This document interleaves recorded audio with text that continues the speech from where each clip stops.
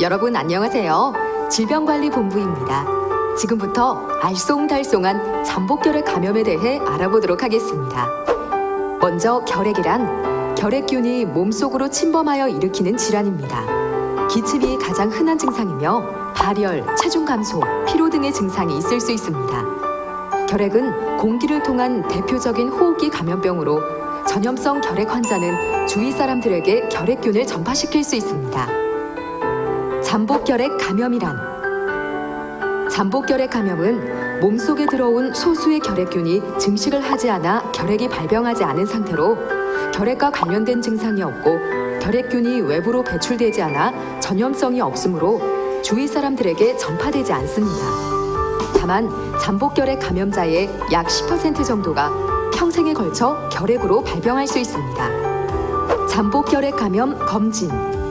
잠복결핵 감염 검진은 결핵균 감염의 위험성이 큰 경우, 결핵 발병의 위험성이 큰 경우, 결핵 발병 시 중증 결핵 발병의 위험이 큰 경우, 집단시설 종사자 등 결핵 발병 시 전파 가능성이 큰 경우에 필요합니다.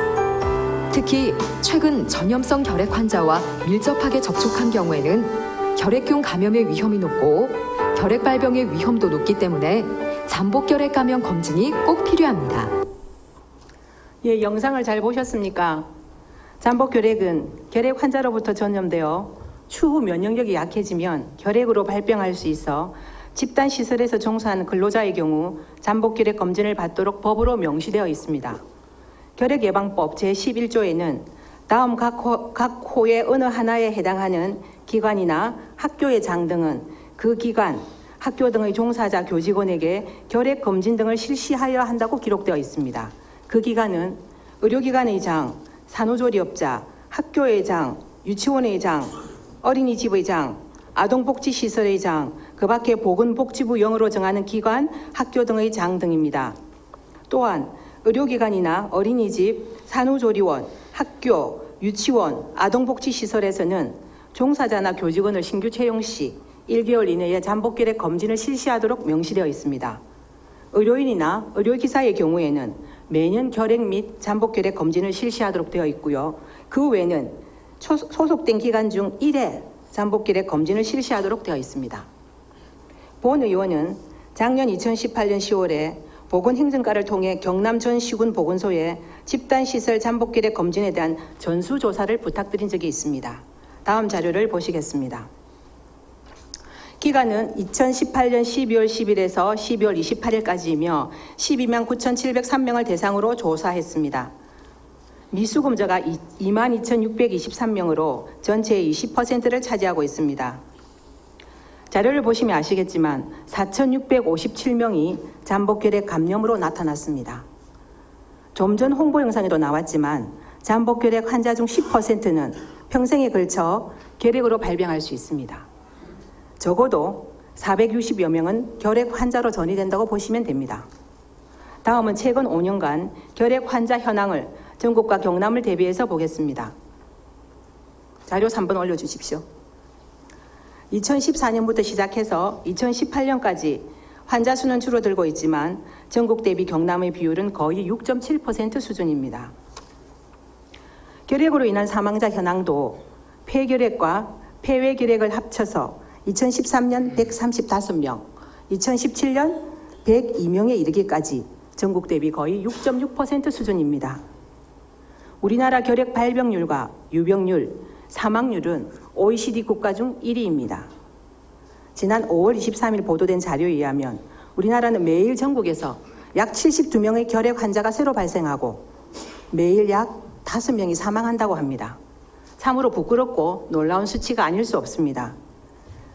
윤인국 복지보건국장님 답변대로 나와주시면 좋겠습니다.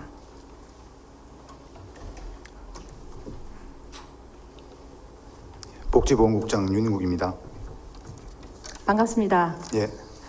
조금 전 내 건의 자료를 보신 느낌을 부탁드리겠습니다.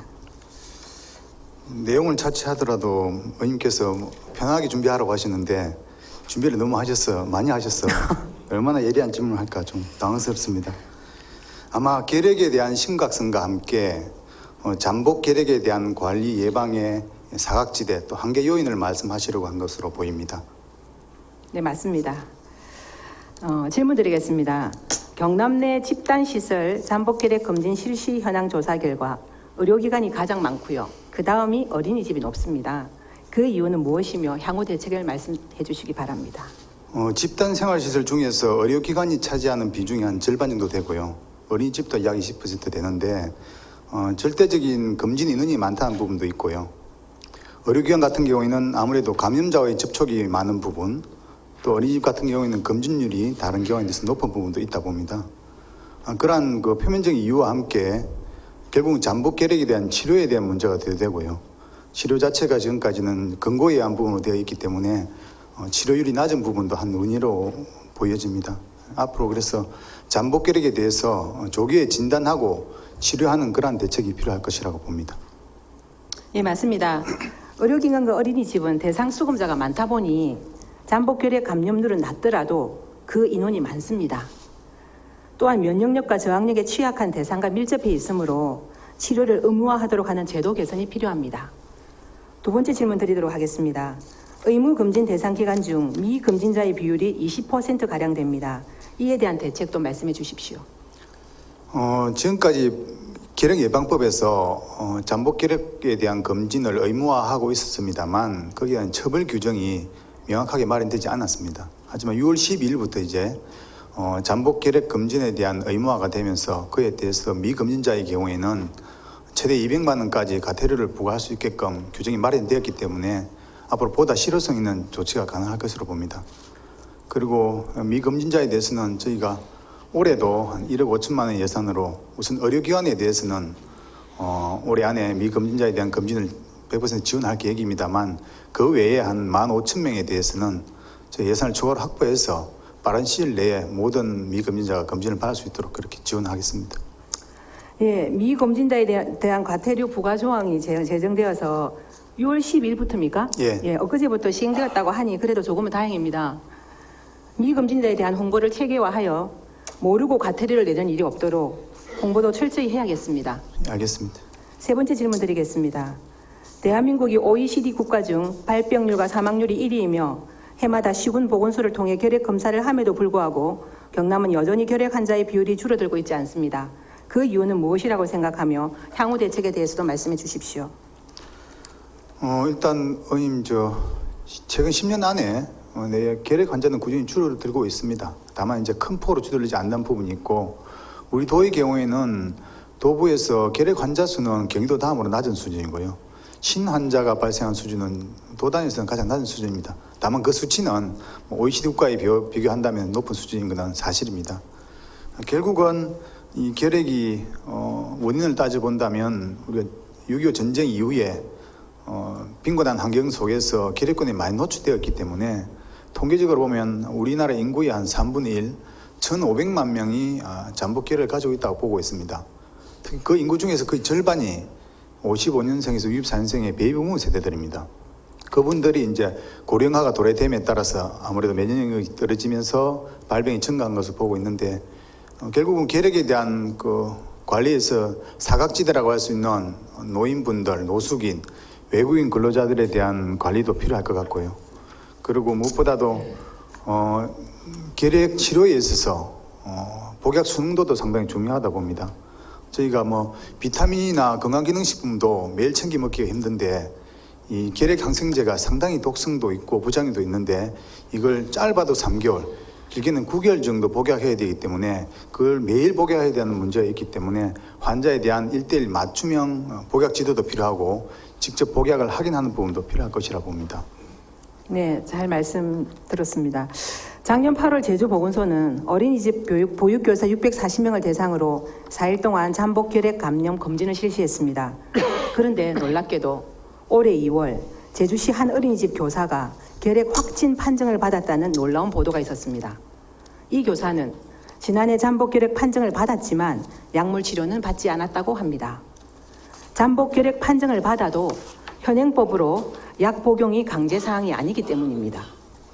어린이집에 있는 영유아는 저항력과 면역력이 약해서 중증 결핵 감염으로 악화될 수도 있는데 한 보육교사의 치료 미실시로 인해서 많은 학부모들은 불안했고 보건당국은 시시하며 사실 확인을 거부했다고 들었습니다.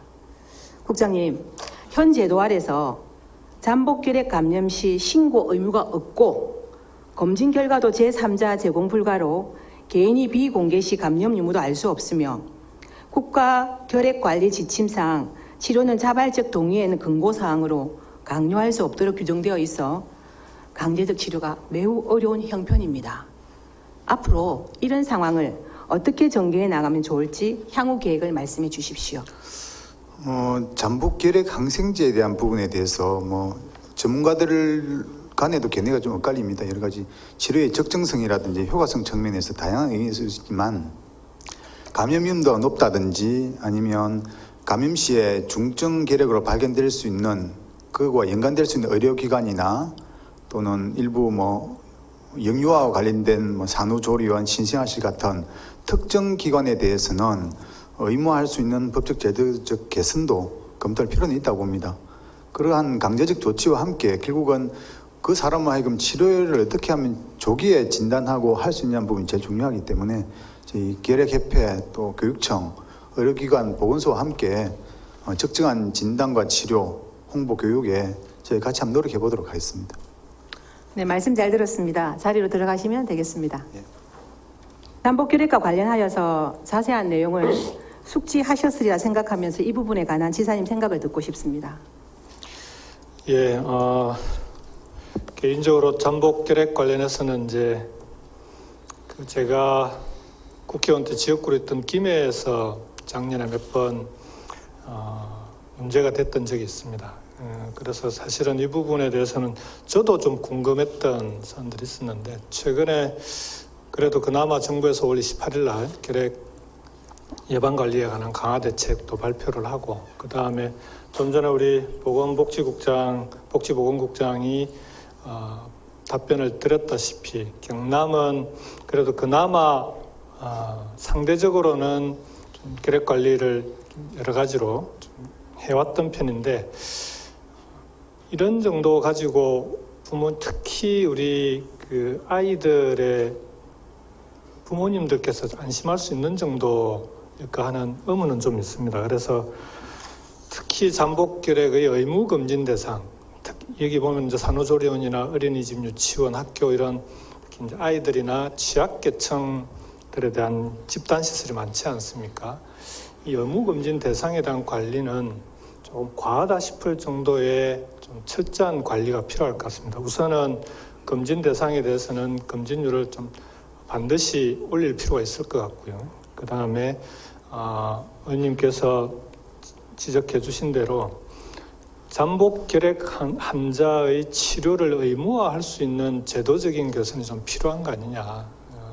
아무래도 약이 좀 독하고 하니까 아직까지는 다들 잠복결핵 환자들의 치료 개인의 선택으로 맡겨놓고 있는데 특히 이런 집단시설에 근무하는 또 특히 취약계층의 집단시설에 근무하는 잠복결핵 환자 같은 경우에는 가능한 한 좀 여러 가지 복약 지도 등을 통해서 치료가 의무화될 수 있는 그런 제도 개선이 좀 꼭 필요하다고 생각합니다. 정부에 계속 건의하도록 할 예정이고요.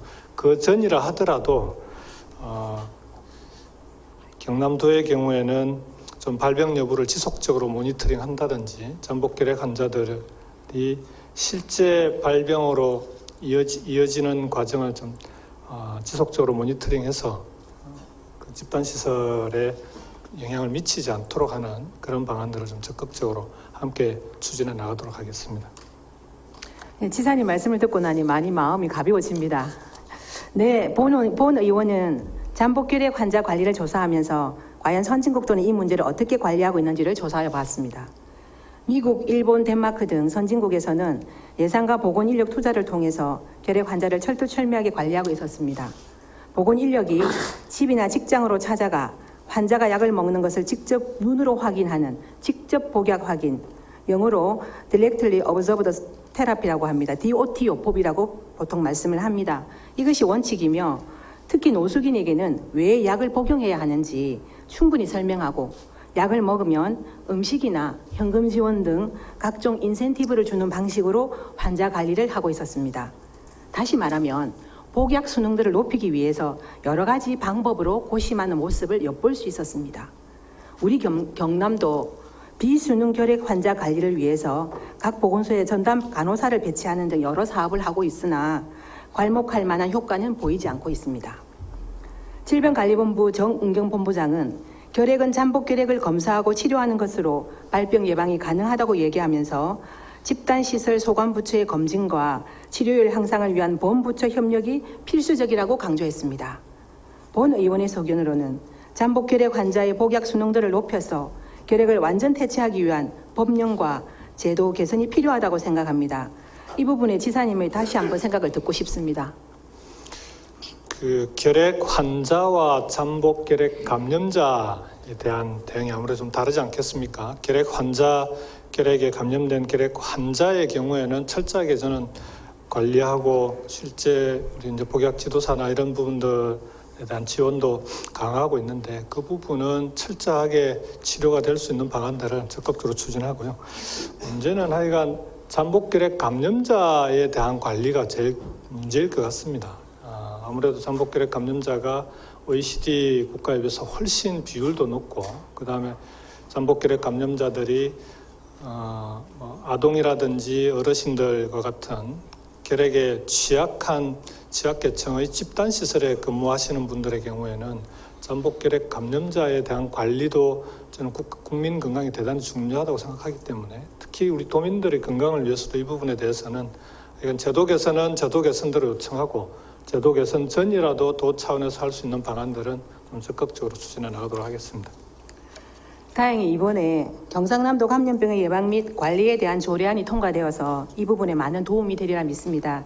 민간이 협력하여 결핵 퇴치를 위해 앞장서서 350만 경남도민이 불안해하지 않도록 많은 노력을 강구하시길 부탁드립니다. 아울러 이 시간을 빌어서 복지보건국의 발빠른 대응 방안 한 가지를 말씀드리고 싶습니다. 작년 11월 경피용 BCG 백신 해수 조치 사건입니다. 잘 알다시피 결핵 예방을 위한 BCG 백신은 생후 4주인의 첫 예방접종을 마쳐야 합니다.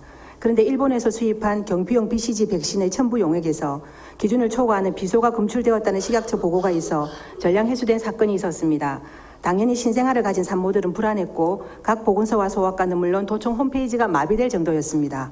하여 복지보건국에서는 피내용 BCG 백신 공급 물량을 빨리 확보해서 경남도 내 보건소에서 접종토록 홍보했고 도청 홈페이지에 팝업창을 걸어 접종 기간을 지속토록 안내했습니다. 그뿐만 아니라 피내용 BCG 백신은 아무 위해성이 없다는 포스터를 긴급하게 제작하여 일선 소아과에 모두 배포, 부착토록 했습니다. 이 모든 것은 도민의 불안을 염려하는 깨어있는 행정의 소치라고 생각합니다. 이 포스터가 그때 만들어진 포스터입니다. 시사님 보이십니까? 굉장히 간결하지만 내용이 함축되어 있습니다. 사회적으로 공무원, 고위공직자들의 비리가 세간에 많이 오르고 있는 현실이지만 자기의 맡겨진 책무에 최선을 다하는 일선 공무원들이 있으므로 도민의 행복과 안녕이 지켜줄 수 있음을 다시 한번 깨닫게 했던 일이라 이 시간을 빌어 칭찬합니다. 지사님 생각은 어떻습니까? 우선 우리 도의회가 집행부를 견제하는 기구인데요. 견제하는 방식에는 비판도 있겠지만 이렇게 의원님처럼 칭찬을 통해서 잘할 수 있도록 하는 것도 좀 필요하다고 생각합니다. 그러니까 결국은 비판하는 게 비판 그 자체가 목적이 아니라 도민들에 대한 행정 서비스를 잘하게 하는 게 목적이니까요. 앞으로는 도의회에서도 오늘 같은 이런 칭찬 사례가 좀 쏟아졌으면 좋겠다는 생각이 있고요. 우선은 당시에 우리 복지보건 담당 공무원들이 빠르게 대응을 해주신 데 대해서 다시 한번 도지사로서 감사하다고 생각을 합니다. 제가 취임 이후로 어쨌든 이런 도민들의 건강과 안전과 관련된 특히 감염병이라든지 또는 이번 그 BCG 예방 백신 사례에서처럼 도민들이 불안해하는 상황이 생겼을 때는 좀 과잉 대응이다라는 비판을 듣는 한이 있더라도 선제적으로 발빠르게 대응해 달라는 주문을 계속하고 있습니다. 지난번 메르스 사태 때 우리가 경험한 바가 있기 때문에 한번 방음막이 뚫리면 그 다음에는 방어하기가 정말 힘듭니다. 그래서 최초 단계에서 선제적으로 어쨌든 도민들의 약간의 불편으로 인한 좀 불만이 있더라도 그건 나중에 감당하기로 하고 선제적으로 좀 과하다는 얘기가 들린다 하더라도 좀 선제적 대응을 부탁을 했고요. 그런 차원에서 이 부분도 그런 좋은 사례라고 생각합니다. 다만 이제 그 과정에서 아무래도 이런 일이 생기면 담당 직원들, 공무원 관계기관의 직원들이 아무래도 힘들 수밖에 없습니다. 그래서 우리 도의회 의원님들께서도 이런 사태가 마무리되고 나면 관계 직원들을 좀 적극적으로 격려해 주시기를 좀 부탁을 드리겠습니다. 네, 감사합니다. 네. 김경수 도지사님 자리로 들어가시면 되겠습니다. 고맙습니다. 아까 표 1에서 보신 대로 유치원, 초중, 고등학교의 잠복 결핵도 전체의 20% 정도입니다. 실제는 이보다 더 많을 수도 있습니다. 결핵예방법 제11조 1항 학교의 장 등은 그 기간 학교 등의 종사자, 교직원 등에게 결핵 검진 등을 실시하여야 한다라고 제정되어 있고 2016년 8월 결핵예방법 시행규칙 일부 개정에선 결핵 검진은 매년 실시하고 잠복 결핵 검진은 학교 등 소속된 기관 중 1회 실시하는 걸로 개정되어 있습니다. 맞습니까? 예, 맞습니다.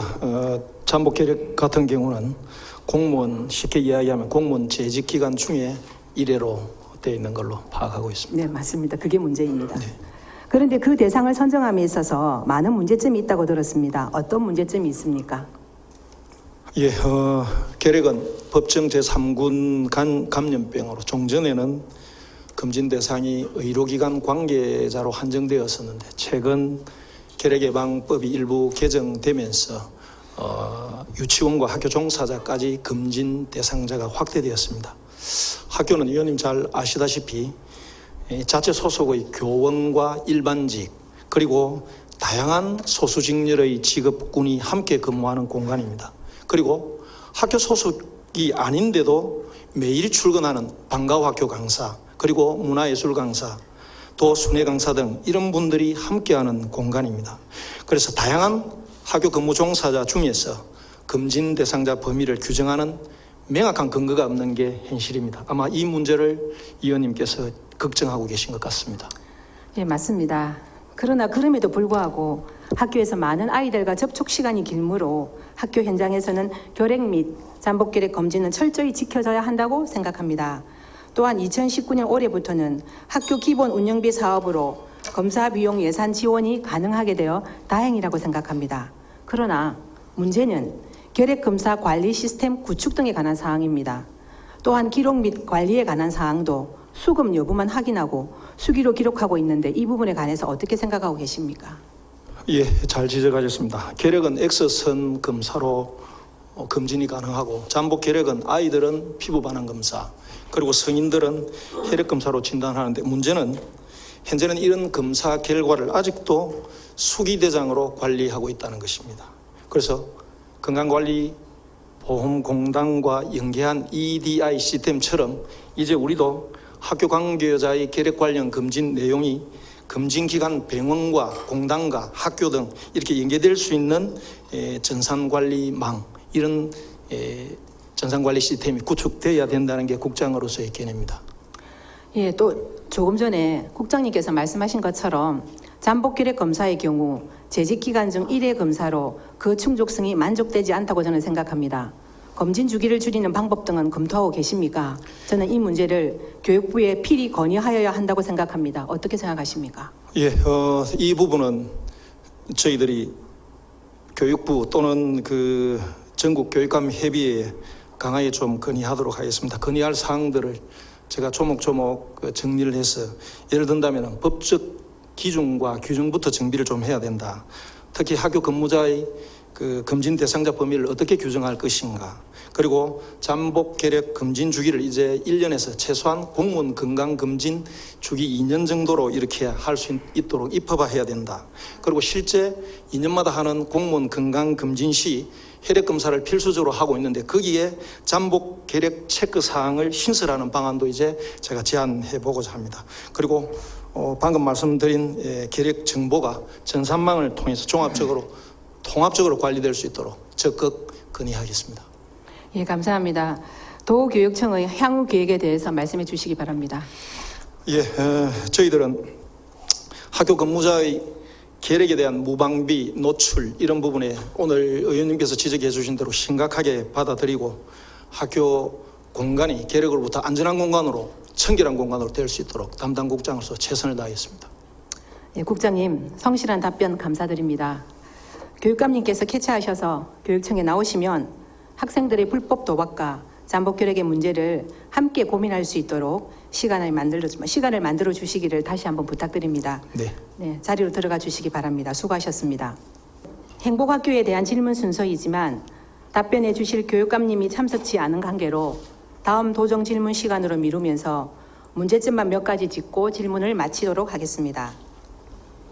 행복학교는 경남의 혁신학교로 2009년 경기 혁신학교를 시작으로 전국 진보교육감 산하 14개 시도교육청에서 현재 진행 중입니다. 공교육의 획일적인 커리큘럼에서 벗어나 교육의 자율성을 최대한 보장하고자 하는 그런 취지에서 도입되었다고는 하나 2015년 경남에서 행복학교가 처음 시행된 후 혁신교육 2기로 접어들었지만 아직 그동안 4년간의 종합적 평가 분석도 제대로 나와 있지 않습니다.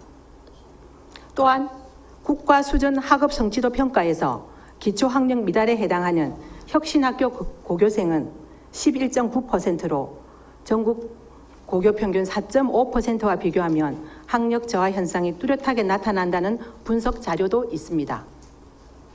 게다가 경기, 서울 등 6개 시도에선 이미 혁신학교 관련 조례를 제정해서 시행하고 있으나 경남은 행복학교 등의 지정과 운영 근거 마련을 위한 조례가 아직 제정되어 있지 않아 이 또한 여러 가지 문제점으로 대두되어집니다.